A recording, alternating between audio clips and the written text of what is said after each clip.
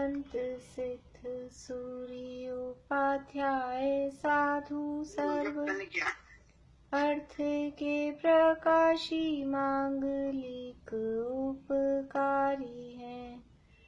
तिन्हको स्वरूप जान रागते भई जो भक्ति काय को नवाए स्तुति को उचारी है। धन्य धन्य तिन्हीं ते काज सब आज भये कर जोरी बार बार वंदना हमारी है। मंगल कल्याण सुख ऐसो हम चाहत हैं। हो मेरी ऐसी दशा जैसी तुम धारी है। हो मेरी ऐसी दशा जैसी तुम धारी है। मंगलमय मंगल करण रीत राग विज्ञान नमो ताहि जाते भये अरहंतादि महान। करि मंगल करियो महा ग्रंथ करन को काज जाते मिले समाज सब पावे निज पद राज। बहु मिथ्या देवादिक भजे हो है मिथ्या भाव तज तिनको साचे भजो यह हित हेतु पाव यह हित हेतु पाव। मोक्षमार्ग प्रकाशक में व्यंतर देवों के संबंध में यहाँ प्रकरण चल रहा है। व्यंतर देवों का स्वरूप और उसके संबंध में यहाँ कल अपनी बात चली थी पेज नंबर 170 और 71 के संबंध में कि व्यंतरों को अवधि ज्ञान होता है और अवधि ज्ञान से वो कुछ उत्तर देते हैं, लेकिन किसी को कम अवधि ज्ञान होता है, किसी को ज्यादा अवधि ज्ञान होता है और उस के साथ में यानी उनको जितना उनको पता होता है तो वो चाहते हो तो सही बता देते हैं, कभी गलत भी बता देते हैं और कभी नहीं पता है तो आके पूछ के किसी से बताते हैं। और वो जो कुछ भी बताते हैं उसके लिए उनको इच्छा होनी चाहिए, यदि उनकी इच्छा नहीं है तो नहीं भी बताते हैं। ये इस तरह से व्यंतर कुल मिला के वो कुतूहल करते हैं, वो केवल अपना मजा लेते हैं। दूर बैठ के दूसरा परेशान हो रहा है अथवा जो भी क्रियाएं हो रही है वो उसको देखकर खाली एंजॉय करते हैं। इसके अलावा उससे कुछ किसी का प्रयोजन सिद्ध होता हो वो नहीं है, क्योंकि जो लोग सुखी होते देखे जाते हैं या जो लोग दुखी होते देखे जाते हैं वो जिनके पुण्य का उदय है तो ही वो सुखी होंगे और जिनके पाप का उदय है तो ही वो दुखी होंगे। बिना कर्म के उदय के वो व्यंतर किसी को ना सुखी कर सकते हैं ना किसी को दुखी कर सकते हैं। इस तरह की बात यहाँ देखी थी। और लास्ट वाले पैराग्राफ में 171 पेज के लास्ट वाले पैराग्राफ में कहा कि उनको उनमें इतनी शक्ति है कि वो अपने को या दूसरे को वो अपनी इच्छा के अनुसार परिणमित करा दें, लेकिन वो भी कितना परिणमित कराएंगे कि जैसा सामने वाले के कर्म का उदय है। शक्ति तो उनमें है, लेकिन वो शक्ति खुद के यूज में ले रहे हों जब तो पराधीनता नहीं है, लेकिन उस शक्ति का प्रयोग दूसरे पे करना है तो उनको भी ये पराधीनता है कि उस सामने वाले के पुण्य का उदय है कि पाप का उदय है, उसके हिसाब से उस शक्ति को यूज कर सकते हैं। ये बात कल अपन ने देखी थी। अब है पेज नंबर 172। इस प्रकार व्यंतरादि की शक्ति जानना, ये व्यंतरादि की शक्ति की बात की। आगे यहाँ कोई कहे इतनी शक्ति जिनमें पाई जाए, उनके मानने पूजने में क्या दोष। इतनी शक्ति जिसमें पाई जा रही है उनको माने पूजे, तो क्या दिक्कत है। जब उनमें इतनी शक्ति है कि वो दूर खड़े रहकर अपनी इच्छा अनुसार दूसरे के शरीर को, अन्य पुद्गलों को परिणमित करा सकते हैं, इतनी उनमें शक्ति है, तो हम उनको मानते पूजते, इसमें क्या दिक्कत है। शक्तिवान है, शक्तिशाली है, शक्तिशाली को हम मान रहे पूज रहे हैं। उत्तर, अपने पाप का उदय होने से सुख नहीं दे सकते, पुण्य का उदय होने से दुख नहीं दे सकते। वो हम उनको मान रहे पूज रहे हैं, लेकिन हमारे पाप का उदय या हमारे पुण्य का उदय है, हमारे पाप का उदय है, तो वो हमको सुख नहीं दे सकते। हम उनको माने चाहे नहीं माने, अगर उदय हमारा पाप का है और वो चाहें कि हमको सुखी कर दें, तो वो हमको सुख नहीं दे सकते।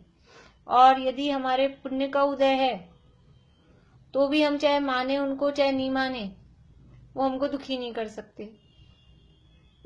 तो अपने पाप का उदय होने से सुख नहीं दे सकते, पुण्य का उदय होने से दुख नहीं दे सकते, तथा उनको पूजने से कोई पुण्य बंध नहीं होता। चलो उनको मान रहे पूज रहे हैं, आपने कहा मानो पूजो, शक्तिशाली हैं, तो उनको पूजने से पुण्य बनता हो तो भी चलो कुछ फायदा हो रहा है, पुण्य बंध नहीं होता। राग आदि की वृद्धि होने से पाप ही होता है, उनको मानने पूजने से पुण्य तो बंधता ही नहीं है। और वो हमारे राग की वृद्धि हो रही है। राग की वृद्धि मतलब कि हम अपने प्रयोजन से स्वार्थ से उनको उस हिसाब से मान रहे पूज रहे हैं, और वो रागी द्वेषी हैं, तो रागी द्वेषी को भगवान के रूप में, इष्ट के रूप में मानने पूजने से राग द्वेषी बढ़ेगा। तो अकेला राग लिखा है, रागाधिक लिखा है, तो रागाधिक में द्वेष भी इसमें समाहित ही है। तो रागाधिक की वृद्धि होने से पाप ही होता है, इसलिए उनका मानना पूजना कार्यकारी नहीं है। उनको जो मान रहे पूज रहे हैं हम, तो उससे कुछ लाभ नहीं हो रहा है, पुण्य तो बंध ही नहीं रहा, और उल्टा पाप ही बनता है। पुण्य बनता हो तो भी थोड़ा चलो लगे कि लौकिक हिसाब से चलो पुण्य तो बन रहा है, लेकिन पुण्य बनता नहीं है और मोह राग द्वेष की वृद्धि होती है, इसलिए पाप ही बंधता है। इसलिए उनको मानना पूजना कार्यकारी नहीं है। मतलब ऐसा काम हो गया कि फायदा तो कुछ हो ही नहीं रहा, नुकसान और हो रहा है। कभी कभी कुछ काम हम ऐसा करते हैं कि चलो कोई फायदा तो नहीं हो रहा, लेकिन नुकसान तो नहीं हो, लेकिन यहाँ तो फायदा भी नहीं हो रहा और उल्टा नुकसान ही हो रहा है, इसलिए उनका मानना पूजना कार्यकारी नहीं है। बुरा करने वाला है, व्यंतर आदि को मानना पूजना कार्यकारी तो है ही नहीं, वो बुरा करने वाला है, नुकसान और हो रहा है। अपनी जो मूल पूंजी है वो और गंवा दी हमने, दुकान खोल के बैठे प्रॉफिट कमाने के लिए, लाभ तो हुआ ही नहीं, तो जितना था उतना तो रहता, नुकसान और हो गया। तो उनको मानने पूजने से कुछ लाभ नहीं होता है, बुरा ही होता है। तथा व्यंतराधिक मनवाते हैं, पुजवाते हैं, वह कुतूहल करते हैं, कुछ विशेष प्रयोजन नहीं रखते। वो जो मनवारे पुजवारे ना, वो तो ऐसे ही ऐसे होता है ना, ट्राई कर लेते हैं। उनको कुतूहल की इच्छा हुई और कोई व्यक्ति ऐसा दिख गया तो वो ट्राई कर लेते हैं, अगर मान लो पूज लो तो वो और मजे लेते जाते हैं, और नहीं माने पूजे तो वो अपने रास्ते। वो खाली क्या कह रहे हैं, वो कुतूहल करते हैं, कुछ विशेष प्रयोजन नहीं, उनको कुछ उससे उनको कुछ लाभ है कि उनका कोई काम है, कुछ भी नहीं है। वो खाली बस ऐसे ही यूं ही कुतूहल से ही करते हैं।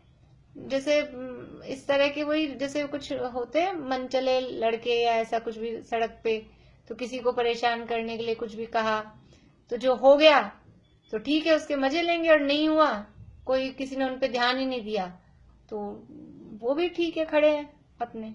बस इसी तरह से कुतूहल करते हैं। तो ये मनवाते हैं पुजवाते हैं, वह कुतूहल करते हैं, कुछ विशेष प्रयोजन नहीं रखते। जो उनको माने पूजे उसी से कुतूहल करते रहते हैं, जो नहीं मानते पूजते उनसे कुछ नहीं कहते। यानी ऐसा होता है कभी कभी, जैसे कुछ सिरफिरे लोग होते हैं तो वो कुछ अपने को कह रहे हैं, तो अपन चुप रहो, जवाब नहीं दो, तो ठीक है वो थोड़ी देर बोल बाल के चुप हो जाएंगे, और अपन ने रिप्लाई करना चालू किया तो फिर वो और फंसाते जाएंगे। बस ऐसा ही है कि वो जो उनको माने पूजे उसी से कुतूहल करते हैं, जो उनकी हिसाब से उनके कहे अनुसार चल रहा है, मान रहा है, पूज रहा है, जो जो वो कह रहे हैं वो नचाएंगे। एक बार नाचना शुरू किया, दुनिया में भी किसी के इशारे पे एक बार नाचना शुरू किया, अब आपको नचाता रहेगा। और अगर हम किसी के इशारे पे नहीं नाच रहे हैं तो ठीक है, वो पहली बार में ही समझ जाएगा ये नहीं मानते, ये नहीं अपने इशारे पे चलेंगे, तो चुप हो जाता है व्यक्ति। जो उनको माने पूजे उसी से कुतूहल करते रहते हैं, जो नहीं मानते पूजते उनसे कुछ नहीं कहते। यदि उनको प्रयोजन ही हो तो न मानने पूजने वाले को बहुत दुखी करें। जो ऊपर कहा ना, वो कुतूहल करते हैं, उनको कोई प्रयोजन नहीं है, बस वो कुतूहल से ऐसे ट्राई करते रहते हैं। किस पे ट्राई करें, चलो किसी से किसी पे। जैसे होली के दिनों में बच्चे गुब्बारे में पानी भर के बैठ जाते हैं बालकनी में, अब फेंकते हैं, किसी पे पड़ गया तो ठीक है, मजे लेते हैं, नहीं गया तो कोई बात नहीं, बस वो ऐसे कुतूहल करते हैं कि ट्राई कर लेते हैं। कोई अपनी बात मान रहा है, अपने को मान रहा पूछ रहा है, तो अपन मनवाओ पुछवाओ अपनी बड़प्पन। जैसे कॉलेजेस में रैगिंग होती है, समझ लीजिए, इस तरह की जो भी प्रवृत्तियां अपने यहाँ दिखती हैं उसी टाइप की प्रवृत्ति है। अब जो उनसे डरता है और डर के उनके हिसाब से चलता है उसको और डराते हैं, और जो नहीं डरता है और अपने में रहता है मजबूत कॉन्फिडेंस में, उसको कुछ नहीं करते। तो यदि उनको प्रयोजन ही हो तो न मानने पूजने वाले को बहुत दुखी करें, परंतु जिनके न मानने पूजने का निश्चय है उससे कुछ भी कहते दिखाई नहीं देते। यानी जिसने ये दृढ़ निश्चय कर रखा है कि हम इनको नहीं मानेंगे पूजेंगे, तो उसको कुछ नहीं कर सकते वो।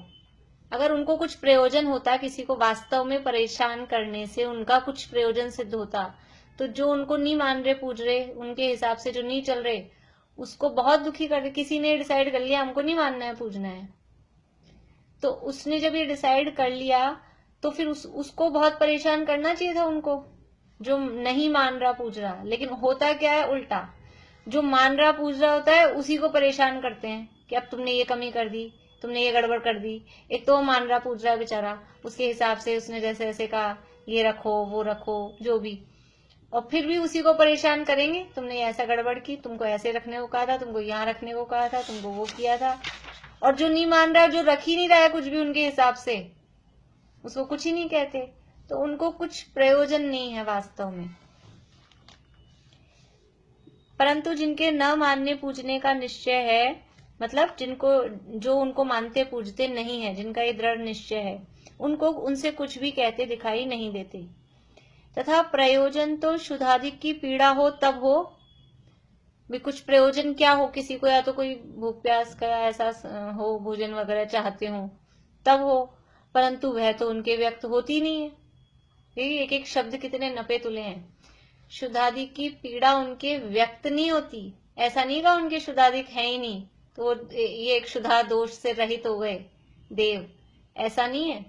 लेकिन उनके व्यक्त नहीं होती, हजारों हजारों वर्षों में जितनी जितनी आयु हो, बहुत बहुत सालों में उनको हल्की सी वो फील होती है और कंठ से अमृत झड़ जाता है। अभी एक दिन हम ऐसे ही बात कर रहे थे, जैसे लगा कि वहां स्वर्गों में तो रसना इंद्रिय का कोई मजा ही नहीं, कोई विषय ही नहीं है, कंठ से अमृत झड़ जाता है जीभ से स्वाद ही नहीं लेने का कुछ होता है। तो बोले क्या मजा, यहाँ तो खाने पीने का भी नहीं चलेगा कुछ यहाँ तो खाने पीने का मजा है।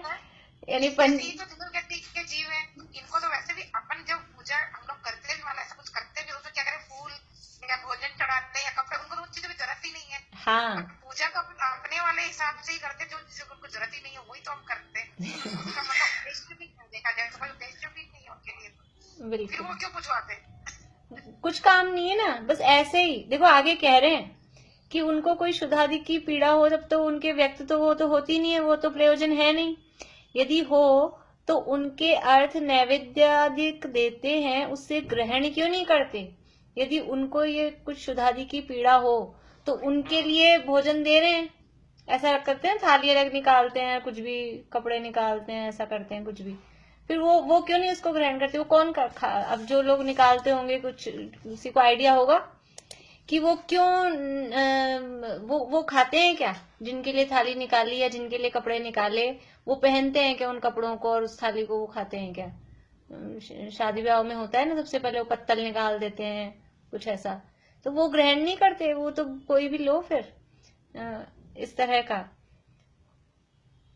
तो उसे ग्रहण क्यों नहीं करते। वह औरों को भोजनादि कराने को ही क्यों कहते हैं, वो ऐसे कहते हैं इनको करा देना, इनको करा देना, इनको दे देना, दूसरों को कराने को कहेंगे, खुद को चाहिए होता है, खुद के लिए करा रहे थे तो खुद लेते ना, फिर खुद तो ग्रहण करते नहीं है, बस इसको दे देना, उसको दे देना, उसको करा देना। इससे ही पता चल रहा है उनको खुद को कुछ जरूरत नहीं है, उनको खुद को कुछ प्रयोजन नहीं है, तो बिना बात ही मजे करने के लिए यूं ही शौक से ही बस इस तरह से वो काम करते हैं।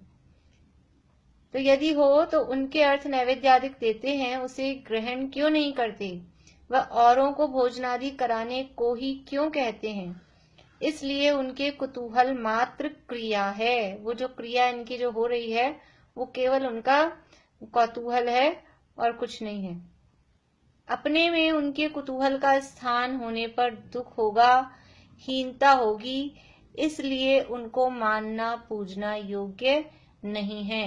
यदि हम उनको मानेंगे पूजेंगे तो हम उनके कौतूहल के स्थान बन गए, तो हम खुद हीन हो गए, इसलिए उनको मानना पूजना योग्य नहीं है।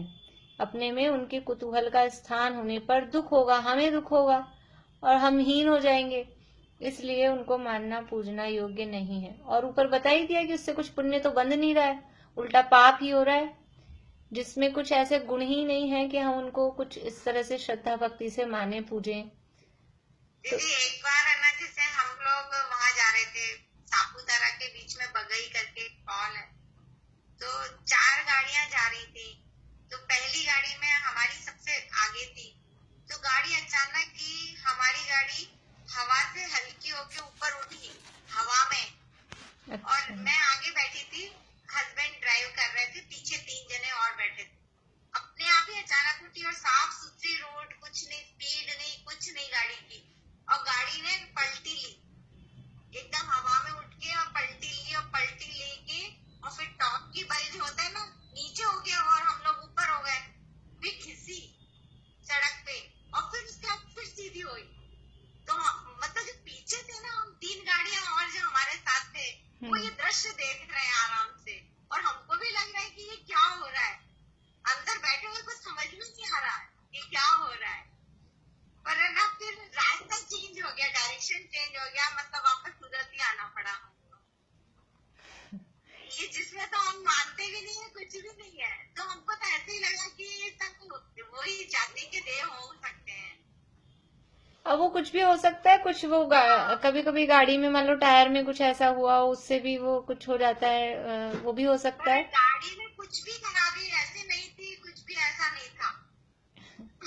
हो सकता है, यानी उनको कुतूहल करना होता है ना, कुतूहल करना होता है, कोई परेशान हो या नहीं हो, या हमको माने पूजे ऐसा भी नहीं, बस खाली वो मान लीजिए वहां है और उनको ऐसे ही बैठे बैठे कि चलो थोड़ा सा मजा करते हैं, और गाड़ी उलट दी पलट दी, मतलब मुझे नहीं मालूम कि वो श्योर व्यंतरों का ही था या जो भी हो, लेकिन ऐसा मतलब इस तरह से कर सकते हैं, इसलिए ऐसा कुछ भी नहीं है। वो खाली उन्होंने इस तरह से किया और फिर अपने रास्ते, हमेशा दूसरा बस इतना सा ही, पर यानी आपका इतना सा ही उदय हो और उनको इतने से भी भाव आके क्लोज हो गया, आपका उदय ज्यादा खराब हो तो उनको और बढ़ जाए, तो ऐसा मतलब जैसा हमारा उदय होगा। और ये जो गाड़ी का पलटना वलटना, तो इसको हम कह नहीं सकते हैं 100% वो किस भी प्रयोजन, हाँ, इसलिए वो कोई गाड़ी की स्पीड भी नहीं थी, कुछ नहीं, साफ सुथरी रोड एकदम। अब जो भी हो हम मतलब हम उसको निर्णय नहीं कर सकते हैं कि वो जो भी हुआ हो, लेकिन पर ऐसा मैंने पहली बार ही देखा कि ऐसे हवा में भी गाड़ी उठ सकती है, हल्की, जैसे ऐसा लग रहा है जैसे किसी ने उठा दी है गाड़ी को। वो ये भी हो सकता है कि कैंसर जाति के देव हैं, हाँ, पर ये जो अन्य मती लोग होते हैं, ये हनुमान जी को बालाजी बोल के वहाँ पे कुछ करते हैं, तो वो क्या मान रहे, हनुमान जी तो मोक्ष है, तो उनके यहाँ तो हनुमान जी का वही स्वरूप है ना, वो पूंछ वाले, और कौन करता है, हनुमान जी की जगह कोई दूसरा करता है, मोक्ष गए हुए जीव तो कुछ कर ही नहीं। हाँ, तो कोई जैसे जिन्होंने ऐसी इस तरह की हनुमान की वो बना रखी है छवि कि इस बंदर का जैसा मुंह है और पूंछ है और ये है, तो इस तरह की जो छवि है, और मान लो वहाँ जो भी अलग अलग जगह के वो बालाजी हैं, और जिसने जहाँ वो मंदिर बनाया हो उसको वहाँ खुद ने बनाया हो, या अथवा वो वहां जाता हो उसको वहां की वो हो, और अपने क्षेत्र को उसको पुजवाने का वो हो भाव, तो फिर वो इस तरह का वहां हो जाता है कि वहां किसी ने कुछ कहा और उसकी बात वो पूरी हो जाती है। इस तरह का प्रचार फैला दिया जाता है कि यहाँ हम ये मान्यता रखेंगे, यहाँ इस तरह का भोज करेंगे, जो भी समथिंग जो भी चीजें होती है। तो वो अन्यमति भी मर के भवनात्रिक में चले जाते हैं ना उनके भक्त, तो वो इस तरह का प्रचार कर सकते हैं। देखिए, एक कभी कहानी मैंने आपको सुनाई होगी शिव जी के संबंध में। महादेव जो थे वो अपने यानी दिगंबर मुनि थे, और दिगंबर मुनि भावलिंगी संत थे, और उनको 10वें पूर्व तक का ज्ञान हो गया था। तो वो विद्यानुवाद नाम का पूर्व होता है, और उससे विद्याएं सिद्ध हो जाती हैं। तो वो विद्याएं सिद्ध होने पर वो भ्रष्ट हो गए, उनका स्थान गिर गया, और उसके माध्यम से फिर उन्होंने बहुत व्यभिचार किया, और पूरे मतलब समझ लो पूरा जहां भी वो जिस एरिया में थे पूरे देश में कोई भी माँ बहन सुरक्षित नहीं गई, ऐसी स्थिति हो गई। तो फिर सब लोग परेशान हो गए, और वो उनको तो विद्याएं सिद्ध हो गई थी। अभी विद्याएं एक बार सिद्ध हो जाती है ना, तो एक बार जब सिद्ध हो गई तो ऐसा नहीं गुणस्थान गिर भी गया तो वो चली जाएंगी, वो जब तक उनका टाइम है जितनी भी समय का वो रहती हैं साथ में। तो वो पार्वती उनकी पत्नी थी। फिर लोग परेशान हो गए कि ये क्या करें, इनसे कैसे छुटकारा पाए, क्योंकि वो विद्याएं हमेशा उनके साथ रहे तो उनको मार भी नहीं पाता था कोई, वो बहुत शक्तिशाली हो गए थे। तो फिर पार्वती ने बताया उनको कि भाई जब मैं इनके साथ होती हूँ तभी विद्याएं उनसे दूर रहती हैं, तभी आप इनको समाप्त कर सकते हो। तो वो पार्वती के साथ जब भोग की अवस्था में थे तभी उनको मारा गया। तो इसीलिए वो ये इसी फिर मतलब वो उनका मरण हुआ। तो वो जो विद्याएं थी, विद्याएं मतलब है वो कुछ देवियां वगैरह टाइप से ऐसी होती हैं विद्याएं भी जो हैं, तो वो अरुण जी ने बताया था। हाँ, अरुण जी ने बताया था ना 500 देव आते हैं, वो इनकी सेवा करते हैं। हाँ, फिर हाँ, वो फिर वही ये फैलाते हैं रोग वगैरह, और की उनकी पूजा करो। हाँ, तो वो जो देवियां थी ना वो जैसे चक्रवर्ती के भी होते हैं ना, इतने इतने आयुध वगैरह हैं उनकी, रक्षा देव वगैरह करते हैं इसी तरह से। तो वो जो विद्याएं थी वो विद्याएं नाराज हो गई, मतलब वही देवियां थी, और उन्होंने कहा कि तुमने हमारे स्वामी को ऐसे मारा, तो अब तुम जिस रूप में इनका मरण हुआ है उसी रूप में इनको पूजो। तो वो शिव के लिंग जिस अवस्था में वो भोग की अवस्था में थे, तो ऐसा वो लिंग बना बना के जगह जगह फिर स्थापित करवाए उन्होंने। तो ऐसा वो देवों को भी इस तरह का वो हो सकता है, और यहाँ से मर के कोई वो मान्यता वाला देव बन गया हो तो उसको तो हो ही सकता है। और देवों को खुद को भी इस तरह का जो भी जिसको अपना स्वामी मानते हो, जिसके भगत हों, उस हिसाब से ऐसा हो सकता है। इसलिए जितने भी ये चल रहे हैं ग्रहित मिथ्यात्व के जितने भी स्थान हैं, वहां सब कुछ ना कुछ जो चमत्कार जहाँ दिखाई देते हैं तो इस तरह की बातें होती है। बाकी आज के जमाने में तो 90% तो सब फ्रॉड भी होता है। कुछ कुछ जगह ही एक्चुअल वाले चमत्कार होते हैं, व्यंतर वाले भी। बाकी अदरवाइज 90% तो फ्रॉड ही है। वहां के जो समझ लो पंडे वंडे जो भी होते हैं, जो अधिकारी लोग होते हैं, वो अपने क्षेत्र में पैसा आने के लिए कि मतलब हमारा नाम हो इसके लिए कुछ भी झूठे प्रचार करते हैं। तो फ्रॉड भी होते हैं और एक्चुअल भी होते हैं। एक्चुअल होने में भी ऐसा कोई बाधा नहीं है। तो चाहे ये एक्सीडेंटल वाली जो भी केस है इसमें भी वो साइंटिफिक भी हो सकता है कुछ, और ऐसा भी हो सकता है, मतलब ऐसा कुछ भी वो नहीं है। बहुत बार ऐसा होता है यात्राओं वगैरह में, ऐसा लगता है कुछ कुछ जो क्षेत्र होते हैं ना वहाँ व्यंतरों का निवास होता है, कहा जाता है, जो कुछ ऐसे अतिशय क्षेत्र वगैरह होते हैं वहां पर, तो हो सकता है ऐसा भी। अभी आप जिस एरिया की बात कर रहे हैं उधर का तो मेरे को मालूम नहीं, उधर व्यंतरों का क्या है क्या, किधर की वहीं की कह रहे हो आप शायद, अपने देवलाली के आसपास, सापुतारा किधर की है? हाँ, सूरत के ही पास, सूरत के पास में। हाँ अच्छा, वही की देवलाली के पहले, मतलब जो आता है सापुतारा से पहले। ठीक है, वो मतलब अपन ऐसा कुछ कह नहीं सकते हैं, वो तो जो भी हो। जंगल ही है, मतलब पूरा घाटी का एरिया है वैसे तो।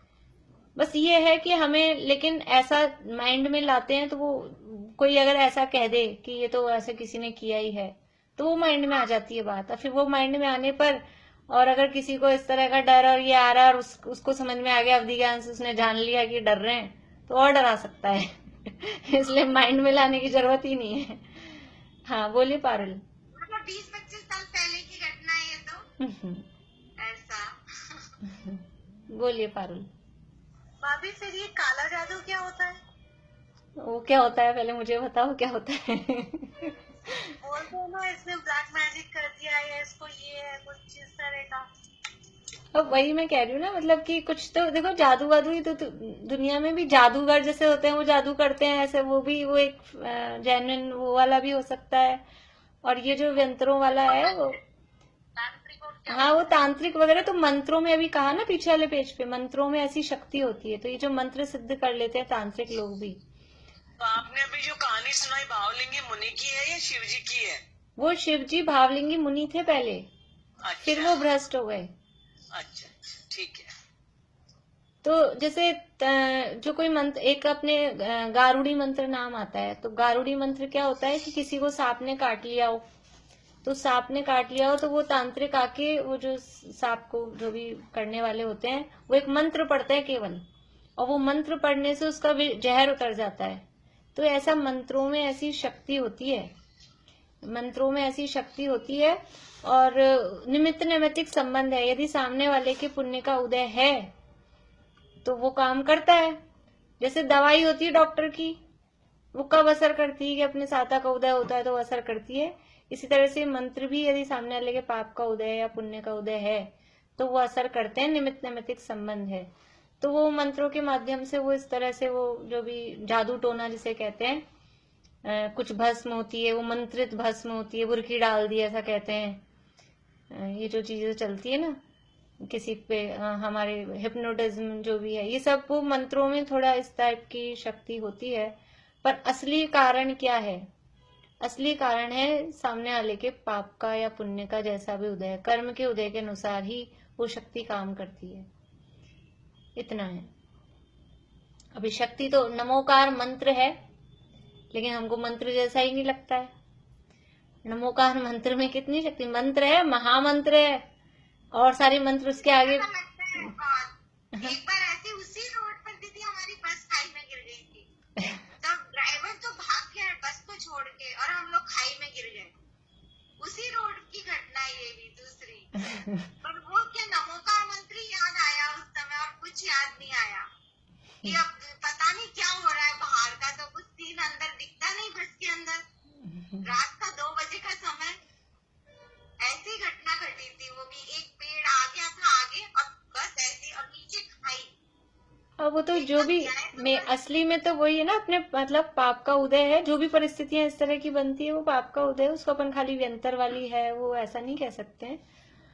क्योंकि बस है पूरी, बस में 50 लोग हैं, तो वो सबका अपना अपना अलग अलग उस हिसाब से, 5, 6, 10 ही लोग बचे थे उसके अंदर, उस हिसाब से। तो उसमें चलिए चलिए, तो यहाँ कह रहे हैं तो बहुत लगता है नमोकार मंत्र के ऊपर कि कुछ भी हो परिस्थिति पर अपने मंत्र को तो याद रखना चाहिए, अपने देव का स्मरण जरूर रहना चाहिए। अब वो तो बस थी और खाई थी और रात थी, अंधेरा भी था ना, तो बस ड्राइवर हाँ वो तो सब ऐसे ही, हाँ ऐसा कोई वो नहीं है उसमें कि व्यंतर का। चलिए चलिए अब आगे बढ़ते हैं अपन।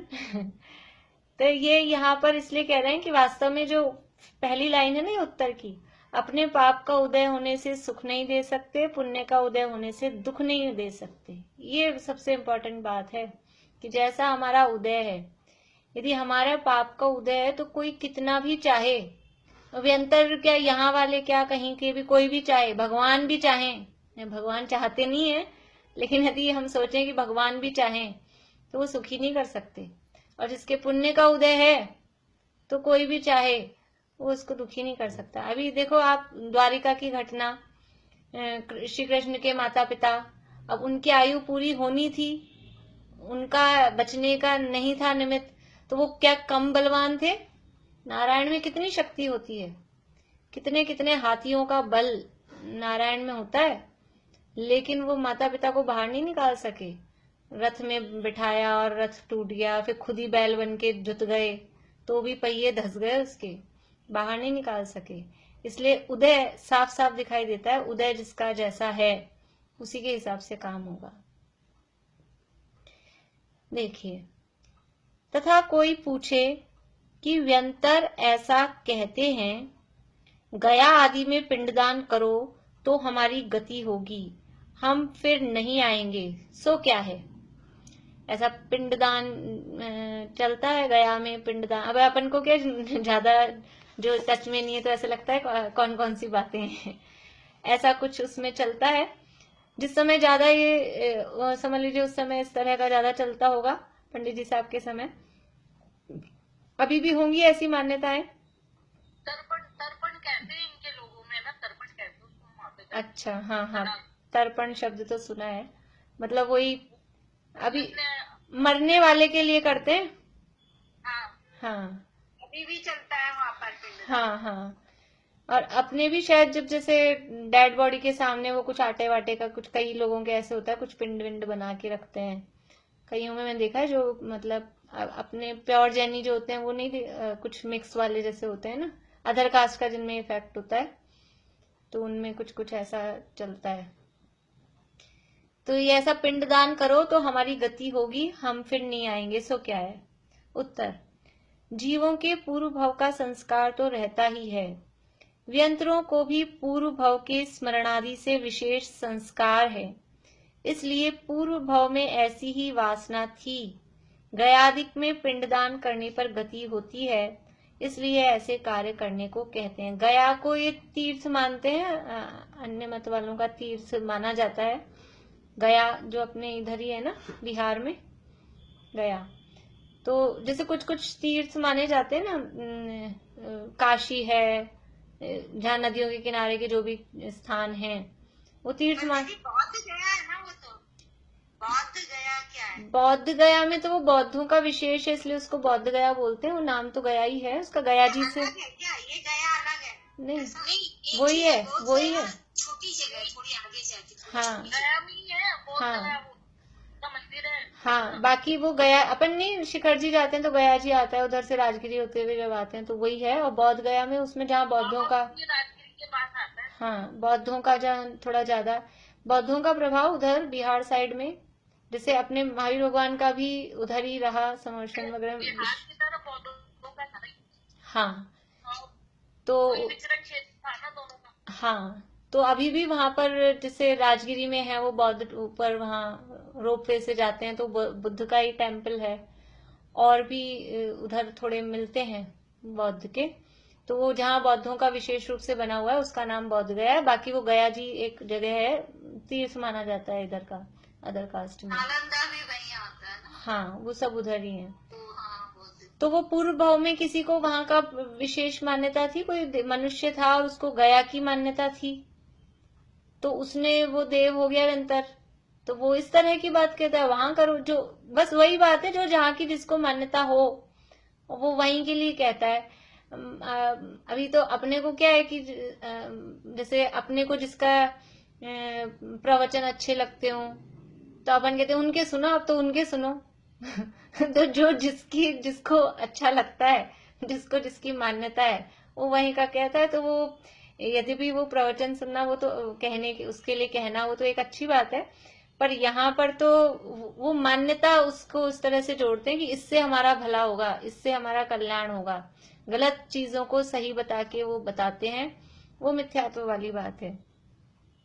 इसलिए उनको पूर्व भव के संस्कार से ऐसी ही उनको वासना थी, इसी तरह का उनका वासना मतलब ये संस्कार इस तरह का जमा हुआ था कि गयादि में पिंडदान करने पर गति होती है, इसलिए ऐसे कार्य करने को कहते हैं। यदि मुसलमान आदि मरकर व्यंतर होते हैं तो वे ऐसा नहीं कहते, वे तो अपने संस्कार रूपी वचन कहते हैं। कोई मुसलमान मर के व्यंतर हो सकता है कि नहीं हो सकता है? मुसलमान मर के देवगति में जा सकता है कि नहीं जा सकता है? जा सकते हैं, यदि वो भी बंद कशाय रूप परिणाम रखते हैं। कंडीशन वही है देवगति में जाने की, काम निर्जरा जो है ना, सराग संयम संयमा संयम काम निर्जरा बाल तपांसी देवस्य, कंडीशन वही है, कारण वही है। तो ऐसा कारण मुसलमान भी कर सकते हैं, मुसलमान भी उस हिसाब से मंद कषाय रूप और ऐसा रह सकते हैं। तो वो अगर मुसलमान ऐसा व्यंतर हो गया तो वो अपने हिसाब से वो किसी मजार का, किसी दरगाह का उसका नाम देंगे कि वहां चादर चढ़ाओ, वहां पे वो जो भी उनके और जो भी चलता है कार्यक्रम वो करो, उससे तुम्हारा भला होगा। इसलिए सर्व व्यंतरों की गति, आवाज आ रही है ना? इसलिए सर्व व्यंतरों की गति उसी प्रकार होती हो तो सभी समान प्रार्थना करें, परंतु ऐसा नहीं है। यदि सब एक से ही हों तो सब एक सा ही कहें। यदि गया में करने से होती हो तो सारे के सारे व्यंतर यही गए ना, गया में करो, गया में करो। अब कोई गया के लिए कहता है, कोई किसी पीर पैगंबर के लिए कहता है, कोई किसी बालाजी के लिए कहता है, कोई किसी देवी के लिए कहता है। ये सब क्या है? इसका मतलब है इससे ही समझ में आ रहा है कि जिसको जहां से विशेष राग या जहां की विशेष मान्यता थी वो अपने हिसाब से वहां का बताता है। इस प्रकार व्यंतरादि का स्वरूप जानना।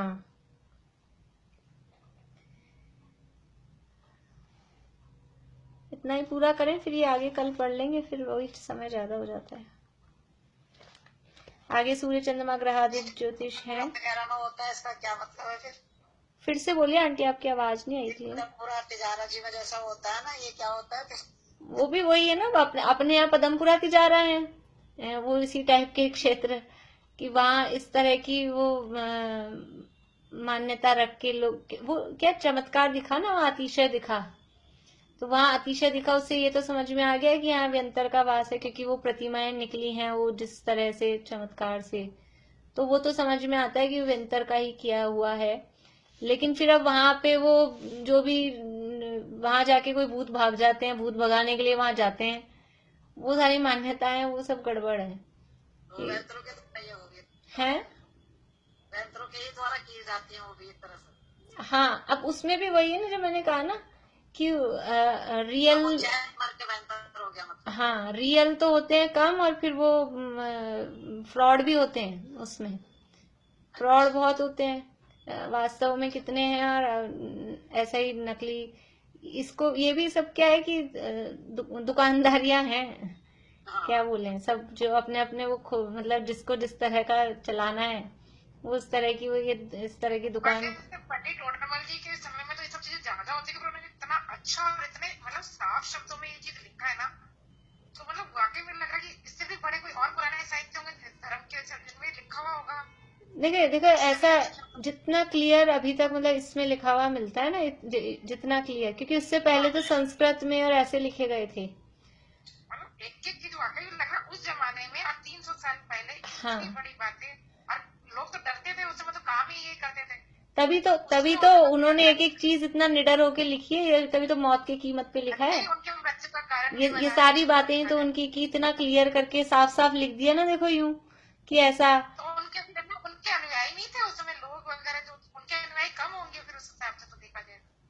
वही है ना, थे अनुयायी, और फिर असली बात तो उदय की है, राजा ने आदेश निकाल दिया और राजा के कान भरने वाले वो कुछ विशेष। राजा के काल में अगर ऐसा लिखना, क्योंकि राजा का क्या काम करते हैं, वो भी ऐसे ही करते हैं, सारी क्रियाकलाप तो सभी यही करते हैं। इसीलिए कोई पंडित, और मतलब मैं तो सोच के मुझे ये इतना अच्छा लग रहा है कि हर चीज को वास्तव में बहुत क्लियर लिखा है। देखो मतलब ऐसे प्रश्न और उत्तर एकदम क्लियर, जो अपने मन में उठते हैं ना एकदम साफ साफ, और जो हम पहले से, हमको इसलिए इतना नया नहीं लग रहा है कि हम पहले से समाधान बहुत बार चर्चा में कर चुके हैं, लेकिन वो जो समाधान पहले आए हुए हैं चर्चा में, वो सब यहीं से आए हैं, कोई भी विद्वान ने बताए हों, चाहे अपनी क्लास में चले हो या अपन ने दूसरे प्रवचनों में सुने हो, जो भी ये व्यंतरों के संबंध में जो भी समाधान है वो सब। दादी भी ऐसा कहते थे कि हम किसी और को मानते थे तो हम उनको कट्टर, आप गलत हो, उसमें हमारी इतनी बुद्धि खराब थी, आप गलत हो, सब अपने से तो बड़े, यही हम लोगों के शब्द रहते थे। वो कहते थे नहीं, कुछ नहीं, वो किसी को भी नहीं मानते थे,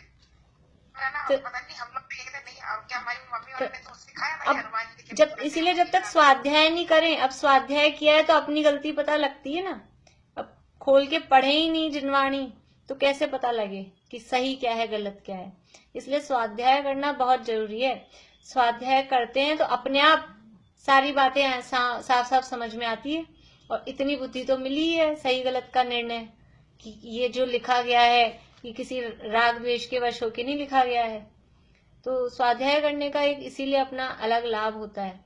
जैसे स्वाध्याय जरूर करना चाहिए, सेल्फ करें, किसी के साथ करें, दोनों, सबका अपना अपना लाभ होता है। तो स्वाध्याय करना बहुत जरूरी है। उसी से सारी जो भ्रांतियां हैं, और ये टोडरमल जी साहब ने तो हिंदी में इस तरह से बिल्कुल स्पष्ट ये लिख दिया, बिल्कुल ये तो अपन कर रहे हैं, इसको भी अपन ऐसा, वरना ये यूं भी अपन पढ़ें तो सब बातें समझ में आती है, लेकिन उपयोग लगा के पढ़ें। खाली रीडिंग कर लेते हैं तो वो उतना समझ में नहीं आता है। ये अपन चर्चा जैसे करते हैं ना, तो याद हो जाती थोड़ी बात, उसका बस उतना फर्क पड़ता है। इसलिए ये व्यंतरों के संबंध में ये वास्तविक स्वरूप उनका क्या है, कि मतलब ओवरऑल अपन देखें कि व्यंतर कुतूहल करते हैं, कुतूहल प्रिय होते हैं, और वो कुतूहल करते हैं, और वहां जिसके पाप का उदय होता है उसको दुखी करते दिखाई देते हैं, जिसके पुण्य का उदय होता है उसको सुखी करते दिखाई देते हैं, लेकिन उससे उनको भी कुछ प्रयोजन नहीं है, और वो खाली अपने कुतूहल के लिए इस तरह का करते हैं और अपने को मनवाते पुजवाते हैं, परंतु उनको मानने पूजने से हमारा भला तो कुछ होता ही नहीं है। हम ये सोचते हैं हम इनको नहीं मानेंगे पूजेंगे तो हमको ये दुखी कर देंगे, ऐसा नहीं है। जब अगर हमारे पाप का उदय नहीं है तो कोई कितना ही बलवान आ जाए वो हमको दुखी नहीं कर सकता, यदि ये श्रद्धान हो। इसीलिए अपने कर्मोदय का, क्रमबद्ध पर्याय का ये श्रद्धान हो तो फिर वो व्यक्ति विचलित नहीं हो सकता। और ये इनके चक्कर में कौन पड़ जाता है कि जिसको अपने उदय का भरोसा नहीं है, जिसको क्रमबद्ध पर्याय की श्रद्धा नहीं है, जिसको वीतरागता का विश्वास नहीं है, वो चक्करों में फंस जाता है। और जो चक्कर में फंसता है वो फंस ही जाता है। मतलब कुछ लोग तो ऐसे फंसे जाते हैं कि जिंदगी भर नहीं निकल पाते। और कभी कभी तो इस तरह के भी मेरे ख्याल में है, मतलब जानकारों में, कि इन चक्रों में फंस गए तो जान से ही हाथ धोना पड़ा, ऐसी स्थिति हो गई मतलब इन चक्रों में। इसलिए वास्तव में वीतरागी देवशास गुरु के अलावा कोई भी देवशास गुरु के रूप में मानने पूजने योग्य नहीं है। श्रद्धान करने योग्य सच्चे देवशास गुरु के अलावा, वीतरागी भगवान के अलावा और कोई भी मानने पूजने योग्य नहीं है। और ऐसे तो विनय हम बड़ों की करते हैं, तो वो विनय करते हैं, वो एक अलग बात है। लेकिन इनकी जो कर रहे हैं वो तो देव मानकर, मतलब वो भगवान पने के रूप में वो विनय जाती है, इसलिए वो मिथ्यात्व के अंतर्गत आ जाती है। इस प्रकार से व्यंतरादि का स्वरूप हुआ। आगे थोड़ी और बात है, वो करेंगे कल। भाभी एक बात और पूछनी थी, विनय की बात चली, इसलिए हमारा मंदिर है 20 पंथी, वहाँ मंदिर के अंदर ही पद्मावती जी और शेरपाल जी को विराजमान कर रखा है। तो फिर क्या उनपे अर्घ वगैरह चढ़ाने चाहिए, कैसे, क्या करना चाहिए? देखो, अर्घ किसे चढ़ाना चाहिए, अर्घ चढ़ाने योग्य कौन है? अर्घ चढ़ाने योग्य कौन है? जो वीतरागी सर्वज्ञ परमात्मा है या पंच परमेष्टि में शामिल है, सही शब्दों में हम कहें तो जो पंच परमेष्टि में शामिल है वो अर्घ चढ़ाने योग्य है। संयम है वो पूज्य होता है, संयमी को अर्घ चढ़ा के उसकी पूजा की जाती है। अब वो क्षेत्रपाल पद्मावती आपको संयमी दिख रहे हैं क्या? तो बस अर्घ किसके सामने चढ़ाना है? अगर कोई गृहस्थ भी है ना, गृहस्थ भी है, सम्यक दृष्टि हो लेकिन गृहस्थ है, तो उसके आगे अर्घ नहीं चढ़ाया जाता है। अर्घ चढ़ाया जाता है संयम, भले ही द्रव्यलिंग हो लेकिन बाहर से नग्न दिगंबर हो। द्रव्यलिंग मतलब 28 मूल गुणों का बराबर निरतिचार पालन करता हो, खाली अकेला वेश ही नहीं, अंदर भले ही भावलिंग हो या ना हो, तो बाहर में वो जो संयम का वेश है उसको अर्घ चढ़ाया जाता है। इसलिए वो तो अपने को उनके सम्यक का ही ठिकाना नहीं, मिथ्यात्व का तो फिर भी कंफर्मेशन है, क्योंकि उनका जन्म ऐसी जगह हुआ है जहाँ मिथ्या दृष्टि ही पैदा होते हैं। अब वो सम्यक दृष्टि हुए हैं कि नहीं हुए उसकी कोई कंफर्मेशन नहीं है, और सम्यक दृष्टि होने मात्र से अर्घ नहीं चढ़ाया जाता है। अर्घ चढ़ाने के लिए संयम होना चाहिए, पंच परमेष्टि में वो शामिल होने चाहिए। तो वो अरंत हैं कि सिद्ध हैं कि आचार्य हैं कि उपाध्याय हैं कि साधु हैं, इनमें से कुछ हैं तो हम डेफिनेटली अर्घ चढ़ाएं, और नहीं है तो हम समझ लें फिर। अब वो मंदिर में है तो होने दो, क्या फर्क पड़ता है। इसलिए कोई कुछ लोग बहुत इसमें बातें करते हैं, फिर बात आ गई तो और कि हम तो जय जिनेंद्र करते हैं, हम तो ये करते हैं। तो जय जिनेंद्र कौन, जय जिनेंद्र अर्घ चढ़ा के करते हैं क्या? अपन आपस में मिले मंदिर में तो वो जो भगवान के लिए आप अर्घ लाए वो मुझे चढ़ा दोगे या मैं आपको चढ़ा दूंगी कि हम जय जिनेंद्र कर रहे थे? ऐसे थोड़ी ना करते हैं। इसलिए वो तो जैसा सामान्य जैसे जीव हैं दुनिया के वैसे हैं, और कोई खास बात उनमें नहीं। और बहुत सी बातें करेंगे बाद में। फिर अभी आ रहा है क्षेत्रपाल पद्मावती का आगे फिर करेंगे।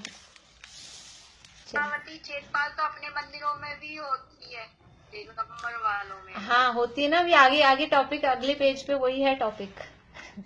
धीरे धीरे आ रहे हैं, एक धीरे धीरे अंदर की तरफ ही आ रहे हैं बाहर से अंदर की तरफ। हाँ मतलब ये है कि हमारे यहाँ तो ये बोलते थे कि मतलब मेरे चाची चाचा जी वगैरह भी वो सोनगढ़ से ही बहुत प्रभावित थे। तो जैसे मैं बाहर भी थी तो वो बोलते थे कुछ नहीं मिले तो कुछ मत करो, पर गलत जगह नहीं जाना चाहिए। बस उससे ही बचे रहो ना तो बहुत सारी चीजों से बच जाते हैं। इसीलिए अपने नव देवता कहे हैं ना कि कुछ नहीं हो तो जिनवाणी तो अपन हर जगह साथ रख सकते हैं। यंत्र को भी हम हर जगह नहीं ले जा पा रहे तो जिनवाणी तो हर जगह साथ में रहती है। इसलिए नव देवता कहे हैं। अभी मंदिर बंद हो गए तो फिर हम शिखर के दर्शन से कि बाहर से मंदिर के दर्शन से काम चलाए, वो काम चलाने वाली बात है। लेकिन इसका मतलब हम ये मंदिर बंद है अब सामने वाला शिव जी का खुल गया तो उसमें चले जाओ, ऐसा नहीं होगा, ये नहीं होगा। और मेरे ना दोनों बच्चे छोटे थे, एक बार हमें किसी ने ऐसे बोला मंदिर है, तो मतलब वो मंदिर गए तो वो श्वेतांबर मंदिर थे और वो भगवान को सब पहने हुए थे। तो अब वो बच्चे मतलब उनको मैंने कभी बताया भी नहीं था कुछ ऐसे, पर वो दोबारा जाने थे या नहीं थे उस मंदिर में। फिर उनको बस मैंने यही बोला कि ये बेटा पहले के हैं, मतलब भगवान बनने के पहले, जैसे राजकुमार वगैरह ऐसे, पर वो उनको मन नहीं होता था, वहाँ गए नहीं फिर हम दोबारा। सही बात। सही। निज आत्मा के भान बिन सुख मान कर रति राग में, सारा जगत नित जल रहा है वासना की आग में। तुम वेद विरहित वेद वेद जिन वासना से दूर हो, वसु पूज्य सुत बस आप ही आनंद से भरपूर हो।